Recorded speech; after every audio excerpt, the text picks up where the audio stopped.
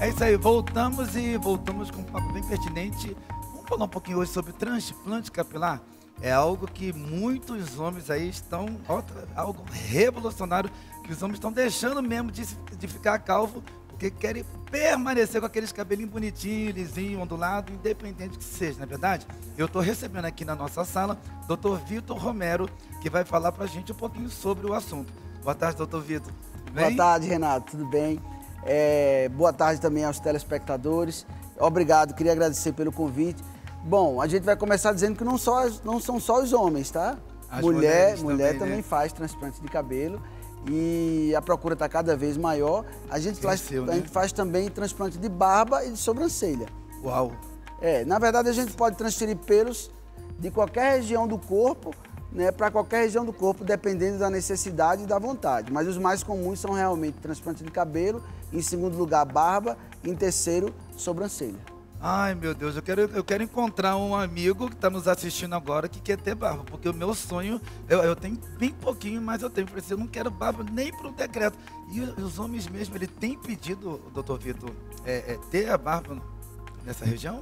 Isso, a gente está tendo uma procura também de transexuais, né? No caso, homens trans, né, que procuram. Normalmente a mulher ela não tem barba, né? Sim. E aí quando ela, né, vira trans, né, e aí ela quer ter barba, aí você tem também um transplante de peitoral, um transplante de barba. Esse é um dos casos, mas também homens que não têm barba e que gostariam de ter, ou têm a barba falhada, como por exemplo a minha, um pouco falhadinha aqui, e aí a pessoa quer completar, né? E aí a gente pode tirar do couro cabeludo e botar na barba, ou pode tirar da própria barba, da região que você não usa da barba, para preencher as falhas da parte da barba que você usa, digamos assim. Caramba! Doutor Vitor, eu gostaria que você falasse para todo o público de casa como que é feita a abordagem. Por exemplo, a pessoa chega até a sua clínica e fala sobre a situação. Poxa, eu estou tendo muita queda, ou então eu estou com uma calvície e eu quero fazer esse tipo de transplante. Quando a pessoa chega dizendo que quer fazer o transplante, como é que são as informações que você, como doutor, passa para os pacientes? Ótima pergunta, sobre Renato. O procedimento. Ótima pergunta. O que é que acontece? Primeiramente, a gente faz uma avaliação da causa daquela queda de cabelo e daquela calvície. Dependendo da causa, tem algumas patologias, algumas causas que não aceitam o transplante de cabelo.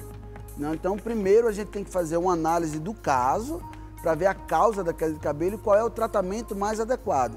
Na verdade, o transplante capilar, ele é uma das armas que a gente tem, né, para tratamento da calvície e da queda de cabelo, mas não é a única e nem sempre é a mais indicada. Então, a primeira abordagem é se aquele paciente ele vai realmente se beneficiar do transplante de cabelo. Se for o caso, aí a gente parte para o pré-operatório, né? Então, primeiro você elenca se aquele caso é um caso cirúrgico. Sendo cirúrgico, você vai partir para o pré-operatório para indicar a cirurgia. Então, quer dizer que não são todas as pessoas que possam vir a fazer o tipo de transplante capilar, é mais ou menos isso? Exatamente, Renato. Em alguns casos, por exemplo, calvícies iniciais, está indicado só o tratamento clínico. Né? Em outros casos, tratamento clínico e cirurgia. Tem alguns casos em que a cirurgia ela é contraindicada, por exemplo, em caso de alopecia areata. Né? A alopecia areata não aceita o transplante capilar. Então, são casos em que são contraindicados, por exemplo. Tá, então, no caso de uma pessoa que ela já tem esse complexo, poxa, eu já sou calvo desde os 20, desde os 30 anos, ela possa vir a fazer, ela consegue fazer um transplante, doutor? Consegue sim. Como eu disse, o primeiro passo é abordar se o transplante vai ser um benefício para aquela pessoa. Né? Se a área calva, a área sem cabelos, aceita o transplante. Uma vez que a gente identifica que aceita, a gente vai analisar também a área doadora, de onde é que vão sair os pelos, né, para esse transplante. E analisar toda a condição clínica do paciente para saber se é o caso de indicar o transplante capilar. Tá. Depois desse bate-papo que você tem com o paciente na clínica, qual que seria o próximo procedimento? Exames, a pessoa em si, o paciente, ele precisa fazer algum tipo de exame antes de fazer o procedimento? Qual que seria o segundo passo? Depois dessa conversa que você faz? Não, claro. Depois dessa consulta, a gente vai eleger qual o tratamento mais adequado para aquele paciente. Em sendo o tratamento cirúrgico, né, o transplante capilar, a gente solicita isso para todos os pacientes, tá? Exames de sangue, né, e um parecer cardiológico, né, a não ser que o paciente tenha algum outro problema que a gente precisa de mais exames. Mas o padrão é um exame de sangue, coagulograma e um parecer cardiológico para saber se aquele paciente tem condições, né, clínicas de fazer a cirurgia, né, ou se precisa de algum acompanhamento específico, de um cardiologista dentro da sala, enfim, né, saber que condições a gente tem que ter previamente para poder fazer a cirurgia daquele paciente. Aparecendo no laudo médico do paciente, tanto faz seja diabetes ou pressão alta, dificulta o procedimento, doutor? Se tiver que aparecer? Não propriamente dificulta, Renato, mas aí a gente vai ter que ter condições específicas, né, cuidados específicos para aquele paciente. Essa avaliação prévia vai definir que cuidados a gente vai ter. Claro que existem casos, como uma cirurgia estética, que impedem o procedimento, né? Se for muito arriscado fazer a cirurgia, aí a gente chega às vezes num ponto que não vale a pena, né, pelo risco e benefício. Sim, claro. Né? Mas a grande maioria a gente consegue sim, até porque tem todas essas variações, mas a grande procura aí são pacientes homens entre 25 e 50 anos. Uai, eu ia te perguntar isso, qual seria a idade que já começa a fazer o tipo de transplante? Então já começa desde os 25, doutor? A procura está sendo desde os 25 anos? A indicação, Renato, ela não está propriamente ligada só à idade. Sim. Né? Ela está É o que tem ligada... chego até você, né? Exato, está ligada à própria condição clínica do paciente. Eu já cheguei a fazer num paciente de 13 anos... 13? Numa alopecia cicatricial. Uau. Né? Tinha havido um trauma aos 5 anos, aquilo gerou uma cicatriz e aquela cicatriz ficou sem pelos, né? E aí a gente consegue fazer o transplante nessa área. Claro que não é o mais comum, não é uma condição mais comum. E esse paciente ele precisa de acompanhamento durante praticamente toda a vida, né? Mas pode acontecer, não existe idade limite, na verdade. Então, dos 25, você acabou de falar de 25 a 50, e você pegou um caso, né, de um adolescente de 13 anos de idade. Aí eu te pergunto, doutor, a procura maior tem sido mais das mulheres ou dos homens? Como eu falei agora há pouco, né, a procura maior, digamos assim, 90% são homens aí entre 25 e 50 anos que sofrem de calvície, né? Vale salientar que quanto mais idade, maior é a frequência da calvície, né? A partir de 50 anos, praticamente metade dos homens são calvos no Brasil, né? Se você vai para 30 anos, essa proporção de calvos é bem menor. E pode ser necessário mais de uma cirurgia, doutor? Em caso onde o paciente é muito jovem, né? Caso no qual o paciente é muito jovem, a gente precisa planejar muito bem, né, essa cirurgia, porque existe sim a probabilidade muito alta, inclusive, de o paciente precisar de outras cirurgias para complementar. Então se faz muito importante o planejamento de longo prazo, até porque a área doadora ela é finita.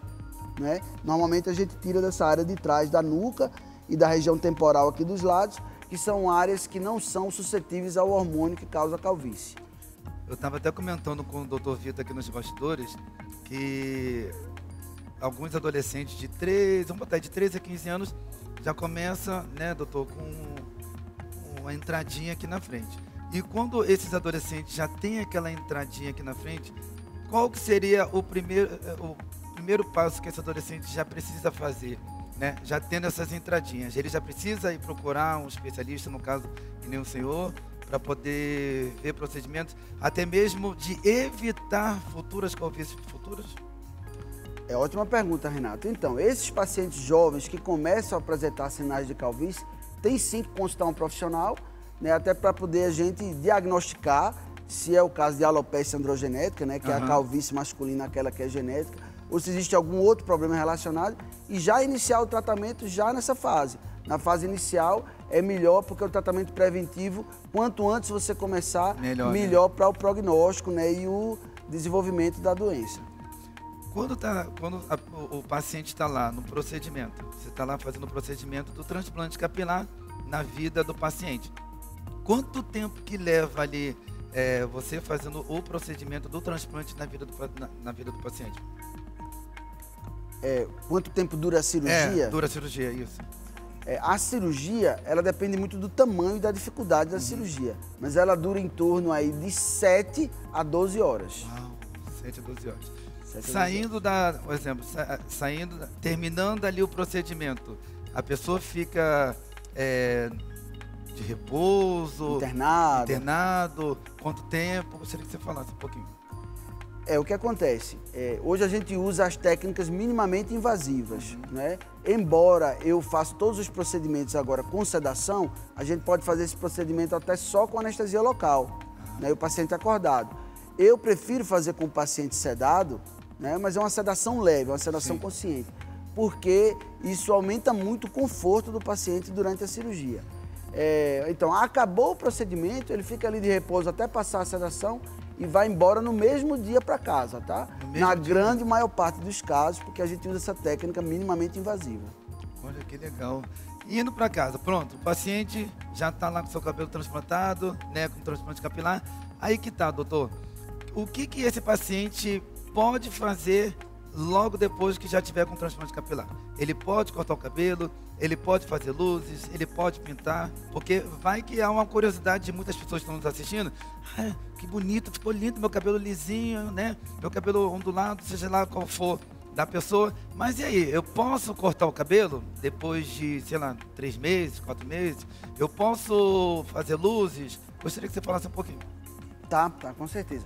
O que acontece? Existem duas abordagens diferentes aí, para a área doadora e para a área receptora, ou seja, a área calva, aquela que recebeu o pelo. A área que recebeu o pelo, o transplante, ele tem uma ligação muito fraca, né, do cabelo com a pele inicialmente, logo no início da cirurgia. Então você tem que ficar sem tocar na área por pelo menos 15 a 20 dias. Já então, a área nada de cortar. Nada de não. cortar. Ok. Até porque o cabelo ele não cresce de imediato. Ele inicia o crescimento, o cabelo transplantado, com 3 meses. 3 inicia. meses. Você vai ter um resultado da cirurgia lá pelos 6 meses de cirurgia. 6 meses em diante, né? Embora o resultado final mesmo é com 1 ano. Ok. Então, depois de 1 ano, né, o cabelo cresce normalmente, você corta normalmente, você pode fazer o tratamento capilar que você quiser, química normalmente, claro, de acordo com as outras características que a pessoa apresentar do cabelo, né? Tem que fazer esse acompanhamento. E aí há uma gradação, né? Você já no outro dia tira o curativo, já começa a lavar a área doadora normalmente. Ok. Já a área receptora, a gente pede 3 dias de repouso e ele vai aplicando soro fisiológico nos primeiros 3 dias, depois vai lavando com a caneca, mas lavar normalmente mesmo o cabelo é só com 30 dias. Depois de 30, com 30 dias você já pode lavar o cabelo, né? Lavar o cabelo esfregando. Existe a higienização, né, que ela é feita de forma gradual, né? Com 3 dias é de uma forma, 10 dias de outra, 15 dias de outra, mas lavar mesmo normalmente com shampoo e esfregar é com 30 dias. A pessoa em si, nesse prazo de 30 dias, vamos dizer, contando da data de hoje, há 30 dias, ela pode usar touca para dormir? Não há necessidade de usar touca. Se o paciente precisa, se ele é uma pessoa pública, vai fazer entrevista, vai fazer esse tipo de trabalho, a gente pede para usar boné, né, a partir de 10, 15 dias, mas tem que ser bem folgado, de modo que ele não toque na área receptora. Você não pode tocar. Tem que tomar muito cuidado, porque é nessa fase que está havendo a fase de integração da matriz capilar com a nova pele onde você implantou o cabelo. Uau, que interessante isso, hein, doutor? E, doutor Vitor, uma vez que o cabelo sendo transplantado, ele pode voltar a cair? Bom, ele pode até cair, mas ele cai numa velocidade muito mais lenta, né, do que o cabelo que você já tinha ali no local, porque a gente tira o cabelo de uma área não suscetível, né, ao hormônio que causa a calvície. Eu estou falando aqui do caso clássico, né, da maioria dos casos, que é a alopecia androgenética, calvície masculina. Mas claro que existem outras patologias que vão demandar outros cuidados. Depende também de onde você tirou, né, aquele pelo. Por exemplo, o pelo corporal, né, que você pode colocar no couro cabeludo, você pode tirar da barba, botar no cabelo, você pode tirar do tórax, botar no cabelo, ele é menos suscetível, né, ao hormônio. Pelo contrário, o hormônio até ajuda ele, nesse caso. Né? Então, se a maior parte dos cabelos, né, da parte doadora for pelos corporais, aí já não tem tanto esse problema. E teria alguma restrição que impossibilitaria até mesmo ser feita a cirurgia, doutor? Como assim, Renato? Não entendi. Alguma restrição que impossibilita da pessoa em si receber Ah, sim, que contraindica a cirurgia, alguma restrição. Primeiro, a condição clínica do paciente, né? Você vai fazer um parecer cardiológico e às vezes vem lá um risco muito alto, você é hipertenso, já foi infartado ou algo assim, e algumas patologias do próprio couro cabeludo, como eu citei como exemplo, a alopecia areata, que impede realmente a cirurgia. Então, existem algumas condições, tem que avaliar na consulta se aquele paciente é um bom eleito para realizar a cirurgia. Doutor, eu sei que você não pode falar aqui de valores, mas o valor ele é bem acessível para todos os tipos de cirurgias que são realizadas aqui no Brasil, no caso do transplante capilar? Bom, falando sobre valores, claro que o valor varia muito, depende do tamanho da cirurgia, do local, depende do profissional, né? Mas cirurgias que há, digamos, 10 anos atrás custavam 50 mil, você consegue fazer aqui no Brasil com uma qualidade razoável, sim, aí com valor entre 18 e 40 mil. Então tá bem acessível. Né? E parcela, né? Tem várias clínicas que dão com boas condições. Pagamento, boletos, coisas do tipo. Exatamente, facilita o pagamento, então é bem mais acessível do que antigamente. Sim, claro. Aí entre 18 e 40 mil você consegue, aqui mesmo em São Paulo, várias clínicas boas, né? Com cirurgias muito boas para fazer aí nesse valor. Entendi. E eu tenho um amigo que ele é até ator lá no Rio de Janeiro, ator da Record, ele faz a série Reis, e ele tinha a calvície aqui no meio, e ele fez esse transplante capilar, tá perfeito, já vai para ir para 1 ano mais ou menos que ele fez o transplante, ele tá mega satisfeito com o transplante que ele fez, e é viável até mesmo para o bem-estar, qualidade de vida, bem-estar da pessoa, e é um investimento que a pessoa vai ter, podemos dizer assim, doutor, para o resto da vida, né? Exatamente, Renato.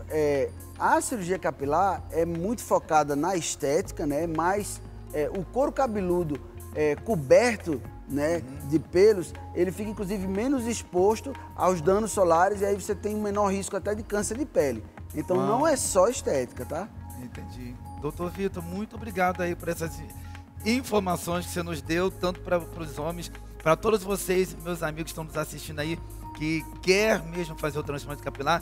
Doutor Vitor Romero vai falar agora os contatos e vai dar todas as dicas. Você atende aonde aqui em São Paulo, doutor? No Itaim Bibi. Itaim Bibi. Eu opero no Hospital da Plástica, que fica lá no Ipiranga, mas o meu consultório é no Itaim Bibi. Eu atendo também em Recife, Caruaru. Né? Quem quiser entrar em contato, tem o meu Instagram, @doutor.victorromero. Né? Lá no Instagram você pode tirar suas dúvidas, marcar consultas, enfim. Eu queria agradecer aí o convite, Renato. Obrigado à audiência aí, aos telespectadores e uma boa tarde aí para todo mundo. E continue, doutor Vitor, fazendo sucesso aí com essa profissão maravilhosa que você tem, fazendo com que a autoestima de muitos homens e mulheres continue para cima, porque foi um dom que Deus concedeu para você. Beleza, doutor? Obrigado, tá? Obrigado.